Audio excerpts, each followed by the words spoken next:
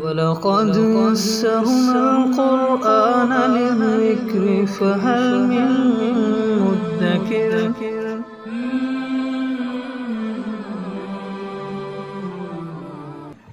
سورۃ التکاثر۔ اعوذ باللہ من الشیطان الرجیم، بسم اللہ الرحمن الرحیم۔ الہاکم التکاثر حتی زرتم المقابر۔ التکاثر ایک دوسرے سے بڑھ چڑھ کر عیش دنیا کی ہوس نے تم کو الہاکم ہلاکت میں ڈالے رکھا۔ اگر مختصر ترجمہ ہم کریں تو اس کو یوں ترجمہ کریں گے کہ بہتات کی حرص نے تم کو ہلاکت میں ڈالے رکھا۔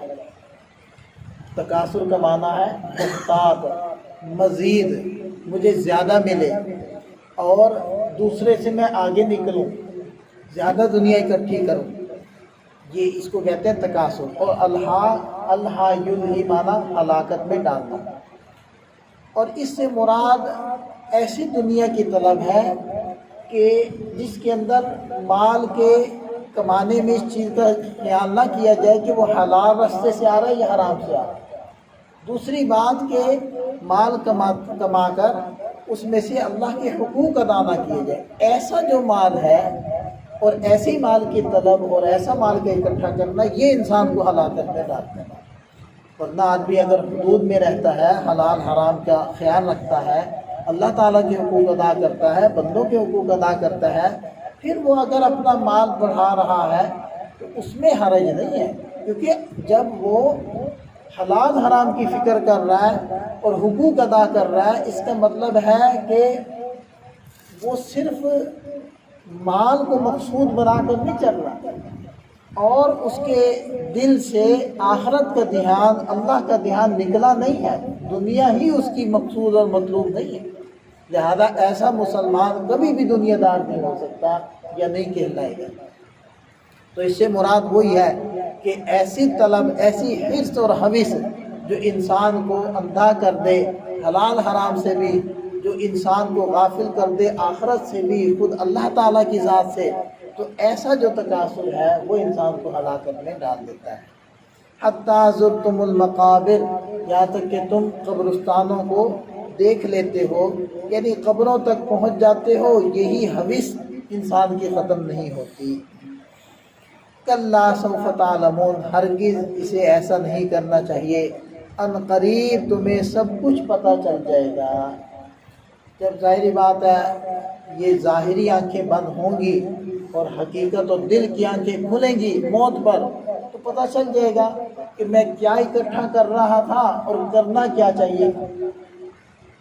ثم کلا سوف تعلمون، پھر انسان کو ہرگز ایسا نہیں کرنا چاہیے، ان قریب تم سب کو سب کچھ پتہ چل جائے گا۔ کلا، ہرگز نہیں، لو تعلمون علم الیقین، کاش تم یقین کے ساتھ اس چیز کو جانتے، لترون الجحیم، یقیناً تم لوگ جہنم کو دیکھو گے۔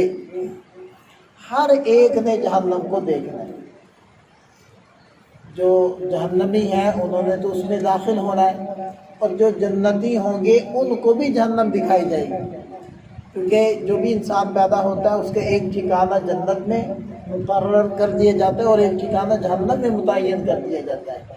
تو جب انسان جنت میں جاتا ہے تو فرشتے اس کو جہنم کا ٹھکانہ دکھائیں گے کہ یہ وہ تیرا ٹھکانہ تھا، اگر تو ایمان نہ لاتا، نیک عمل نہ کرتا تو جہنم میں جاتا اور یہ تیرا ٹھکانہ ہوتا، لیکن تو ایمان لے آیا، اب تجھے اللہ تعالیٰ نے جنت میں جگہ عطا فرما دی ہے۔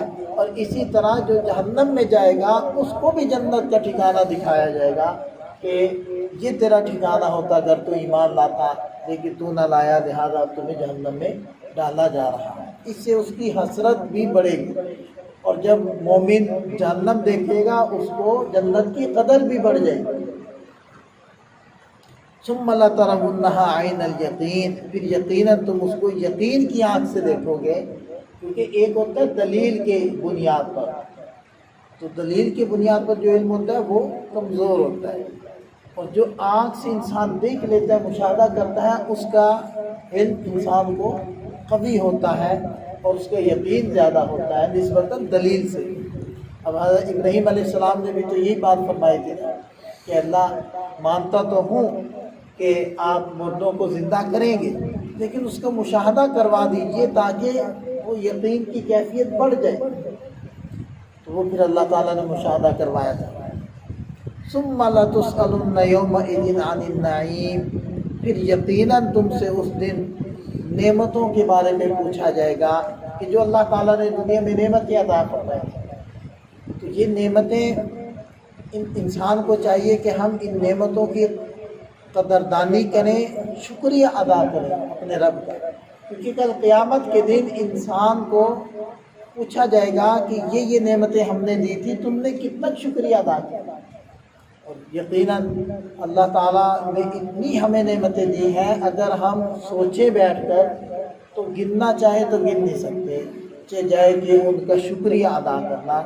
تو ہمیں تو یہ چاہیے کہ ہم بستر پر بیٹھ جائیں اور تسبیح ہاتھ میں لے لیں اور ایک ایک نعمت کو سوچتے جائیں اور الحمدللہ کی تسبیح پڑھتے جائیں، ایک ایک نعمت کو سوچتے جائیں، الحمدللہ الحمدللہ کہتے جائیں، زبان سے بھی اللہ کا شکر ادا کریں، عمل سے بھی اللہ کا شکر ادا کریں۔ ہمارے ایک جاننے والے ہیں، وہ بیمار ہو گئے تھے، ان کو فالج کا اٹیک ہوا تھا، تو ہم عیادت کے لیے گئے تو وہ کہنے لگا کہ پہلے تو نماز میں سستی ہو جاتی تھی، لیکن جب اللہ نے بیمار کیا اور پھر میں بستر پر تھا اور ہل بھی نہیں سکتا تھا، اس وقت شدت سے یہ چیز پیدا ہوئی کہ دیکھیں جب اللہ نے یہ نعمت عطا کی تھی صحت والی اور میں صحت مند تھا، مسجد میں جا سکتا تھا، اس وقت سستی کرتے، اب میرا دل چاہ رہا ہے کہ میں نماز پڑھوں لیکن میں اٹھ ہی نہیں سکتا۔ تو یہ صحت، یہ اعضاء کا ٹھیک ہونا، یہ انسان کا مسجد جا سکنا، یہ کتنی بڑی اللہ کی نعمت ہے۔ اس کی قدر تو تبھی آئے گی جب یہ نعمت انسان سے چھن جائے گی۔ اللہ تعالی ہمیں سمجھ عطا فرمائے۔